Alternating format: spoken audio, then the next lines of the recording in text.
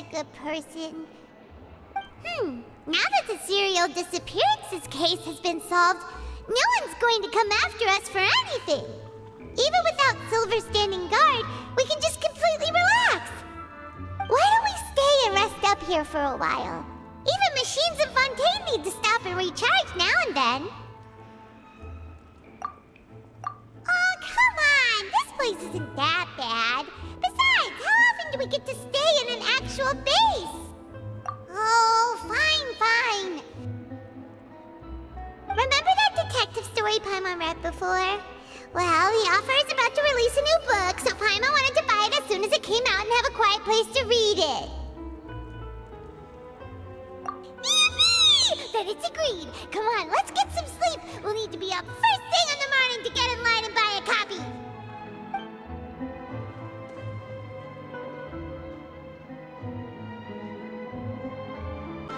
Paimon didn't expect that style at all. Even though it's a detective novel, it's also like a social documentary. It's actually pretty good. No! Paimon just spends a bit more time sleeping than you, that's all. Excuse me, but do you know if the Traveler and Paimon are lodging here? Huh? Who are you?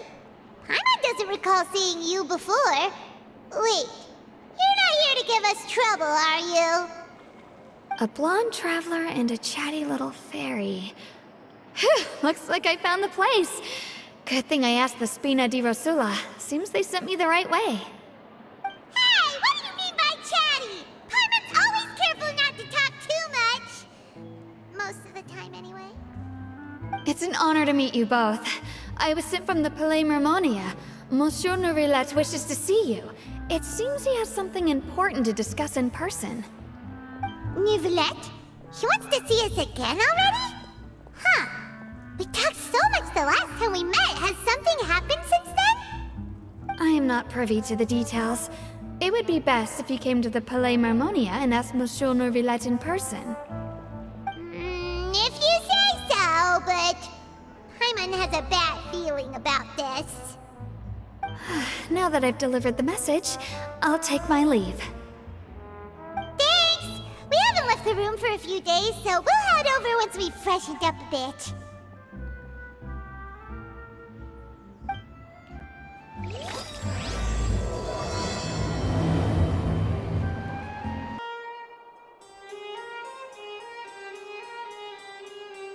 Nourillet! We're here! Did you want to see us about something? Huh? Why were you just standing there? You daydreaming or thinking something over? Yes, I did send someone to fetch you. But as for what I'd like to discuss next, well, I still have some reservations. Given that we've already made the trip here, you should just tell us. Bet you need us to help you with something, right?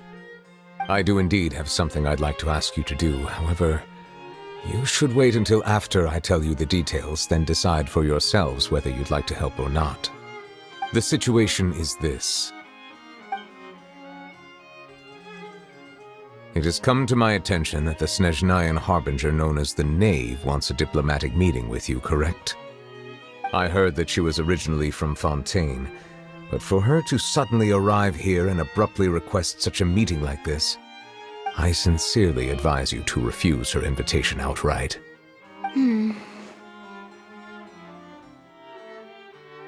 I'm sure you're aware that her purpose is most likely related to Child's recent predicament. We convicted one of the Snezhnayan harbingers in a court of law, but we have yet to provide any form of detailed report on the matter.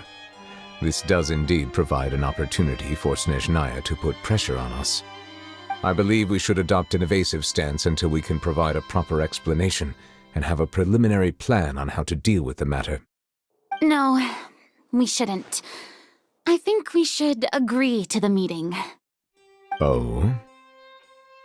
Well, you see, we are the ones that owe an explanation. If we keep putting off the meeting, it could easily result in the problem escalating, right? It's like a fight between two friends. If they don't agree to see each other and talk in person, isn't it possible that the friendship could end entirely? Though diplomatic relations between Fontaine and Snezhnaya could be considered as friendly, it is only superficially so. You wouldn't go so far as to say that our nations are friends, as you did in your example. It was just an analogy. An analogy, okay? Moreover, even if we were to talk in person, if we don't have sufficient information prepared, it is quite possible the result wouldn't be restored relations, but a complete falling out.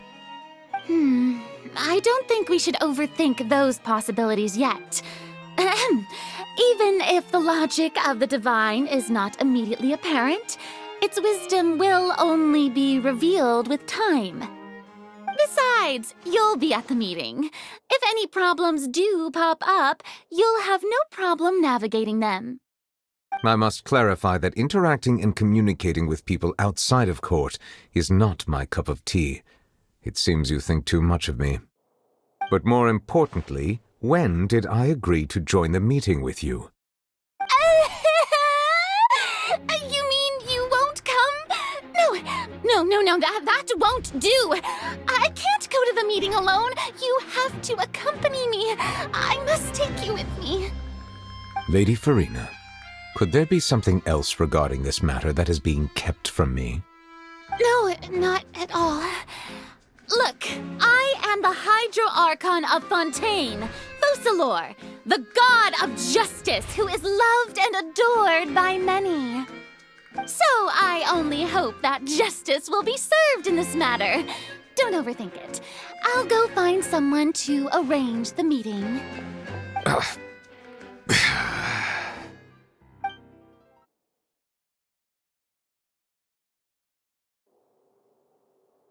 Though it could officially be considered a diplomatic conference, I prefer to see our meeting today as an ordinary tea party. I assume you see it the same way, Miss Farina?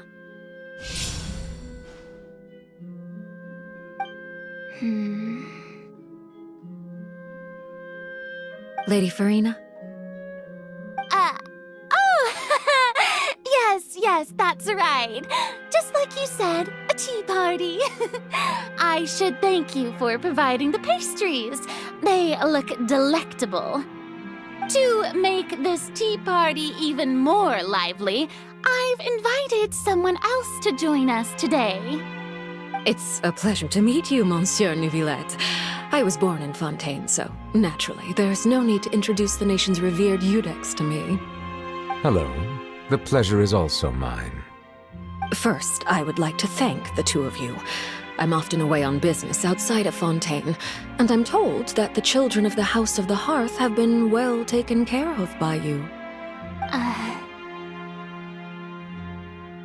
Oh, I'm not referring to when my children, Linny and Lynette, were falsely accused by you. Please don't misunderstand. The children of the House of the Hearth are often misunderstood, perhaps due to the reputation of the Fatui. There's no getting around that. All I meant to say is that Fontaine has been stable in recent years. The people are well off and the children lead happy, fulfilled lives. That is something truly worth cherishing, and no one wishes to disrupt such peace. Now then, you have come regarding the matter of child, correct? Well, yes. It appears the ever-busy Eudex Neuvillette doesn't wish to waste time with diplomatic pleasantries, and hopes that we can get straight to the point of our talk. Yes, as you surmised, understanding child's situation is indeed one of the goals of this trip. As we are both diplomats from Snezhnaya as well as Fatui harbingers, Child and I have always been colleagues. Were anything to happen in Fontaine, each of us would serve as the other's attorney to resolve the issue. So now, in my capacity as his attorney, I request that Child be turned over to Snezhnaya. We have a responsibility to cooperate with Fontaine and resolve what has happened to him together. The rules governing attorneys only apply before a trial has concluded. Since a verdict has already been rendered, we see the case as settled. I apologize for being unable to grant your request. An outright refusal. Very well. I respect all the rules of Fontaine's courts, just as I respect you as Chief Justice. Okay, why don't we back up a step? You don't need to transfer Child to us. I only request to enter the Fortress of Meripede to see Child and confirm his condition. It's not like you couldn't even manage to fulfill a simple request like that. Right, Miss Farina? About that. The Fortress of Meripede has always been completely autonomous. Even we have no authority to interfere there, and diplomatic issues do not suffice as an excuse. However, if you absolutely must confirm the situation of the Harbinger, I have a proposal.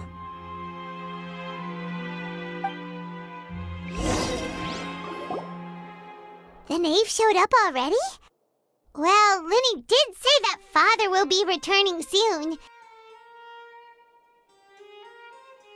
We didn't even know that Linny was from the House of the Hearth at the time, so we kinda overlooked that information. Yes, thank you for your kind advice. I'm well aware of the situation. I also noticed that Lady Farina acts a little odd and unnatural whenever I bring up matters related to the knave. Could the knave be threatening Lady Farina or something? If that were the case, then why wouldn't Lady Farina inform me? And what means could the knave possibly have to twist the arm of an Archon? So maybe that's not very likely. Even though Farina can act a little weird at times, she's still an Archon. In reality, this problem is even more thorny than it appears. According to reports from the Fortress of Meripede, Child recently disappeared under mysterious circumstances. The details are still unclear. We cannot rule out an escape, but there have also been no reports of him outside of the Fortress of Meripede. Special guards oversee the fortress, and its internal systems are extensive. Combined with the special characteristics of the surrounding terrain, an escape should not be possible. I suspect that there's something else behind Child's disappearance. I was only willing to share this information with you because you are friends of Child, and it is my duty to see justice done. So this is what you wanted to see us about before. Yes. I would like you to go to the Fortress of Meripede and investigate Child's disappearance. This was my proposal during our meeting with the knave. Rather than allowing her to intervene, I offered to send someone to find out about Child's situation and report back to her in detail. The knave did not seem satisfied by my proposal, but she still agreed to go along with it for the time being. Her words were, "We will talk more once we have that report." So that means we bought ourselves some time.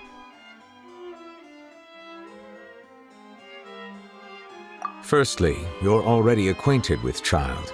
Your eyes may discern relevant details there that others would miss. And secondly, is the consideration of the unique nature of the Fortress of Meripede. Isn't it just Fontaine's prison? I would not define it so crudely. The Fortress of Meripede is not affiliated with the court system of Fontaine on paper. It has always existed as an autonomous entity. Early in Fontaine's history, criminals were punished with exile, not imprisonment. Even today, sentences against convicted criminals still include exile, just as before. The Fortress of Meripede may seem like a prison, but it should in fact be regarded as a gathering place for exiles. All we do is dispatch guards to keep watch and help maintain security, but we have no right to get involved with any other matters.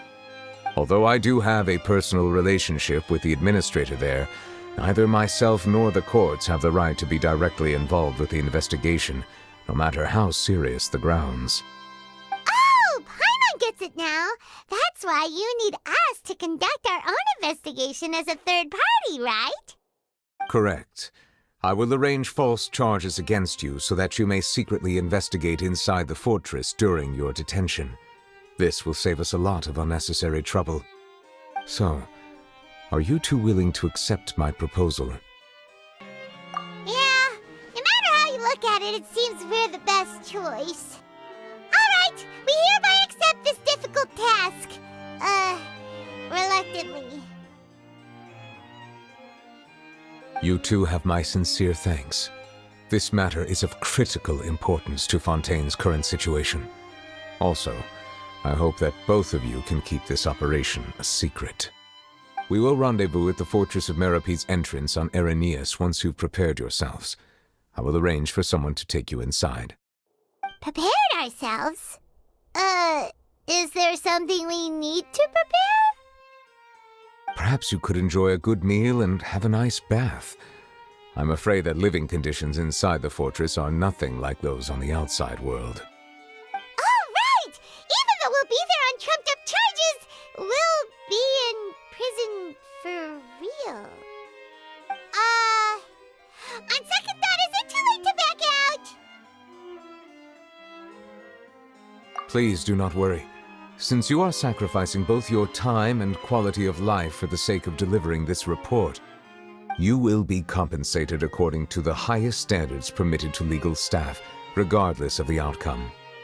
Now that's more like it! Come on, Traveler, let's go eat the best meal we can find! We'll eat so much that we won't need to eat another meal for a whole month! You're a treat! Are you leaving now? In that case, please take this cake as a token of my personal gratitude.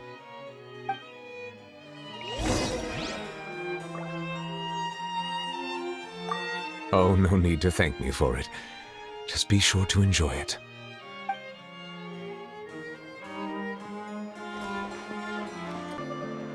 I'll have that, and that! Oh, and one of those too! Ooh, and no Fanta, thank you! That cake was pretty good. But as soon as Paimon remembered that we were about to go to prison, Paimon's stomach suddenly became completely empty! Now that Paimon thinks about it, we've always been super careful ever since we arrived in Fontaine, just to avoid breaking any strange laws here. But here we are, about to willingly send ourselves off to the Fortress of Meropide. Maybe this is what they call fate.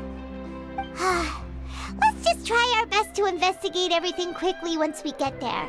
Paimon doesn't want to stay in prison too long.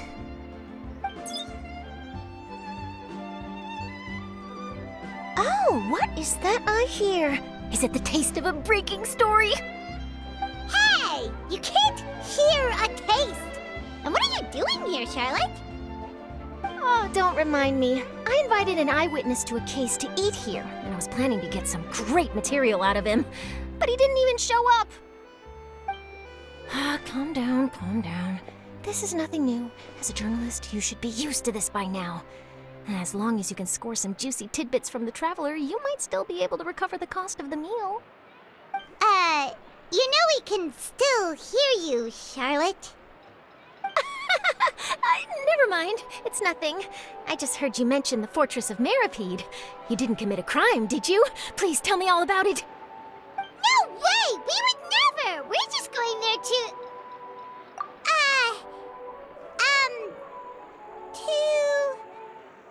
Oh no, Paimon almost forgot that Neuvillette told us to keep it a secret! Huh? You're being arrested for that? Oh, but now that I think about it, I suppose that's not completely unreasonable. That's pretty despicable, almost as offensive as committing theft. You mean Paimon really did something that serious? Sorry, Paimon really messed up. Well, in that case, it's nothing particularly newsworthy after all. Oh, how disappointing. All right, there's still a chance. Since you're going to be at the Fortress of Meropide, would you be willing to help me gather some material for a story? About that, Paimon doesn't think we'll have any time. Oh, it's nothing difficult. All you have to do is think of a way to get some time face-to-face with the Warden of the Fortress. He was awarded the honorary title of Duke in Fontaine. Sounds really cool, huh? Only those who have made significant contributions to the nation have been conferred this title. It's incredibly rare. On top of that, the Fortress of Meropide has never been under the jurisdiction of the courts. practically nobody, including journalists like me, knows anything about the person in charge there. Oh, if I could write an exclusive article about him, I bet it would sell a boatload of papers.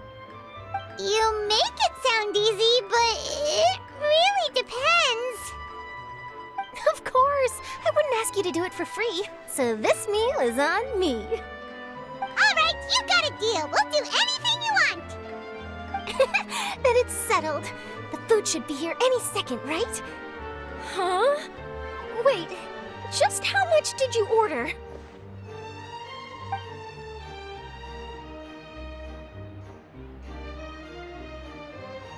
Oh, Paimon's so full.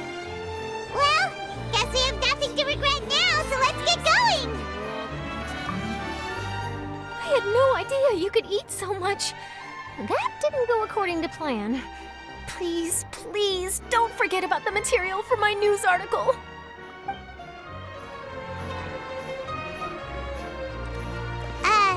Wait. Paimon just said something really ominous, didn't she?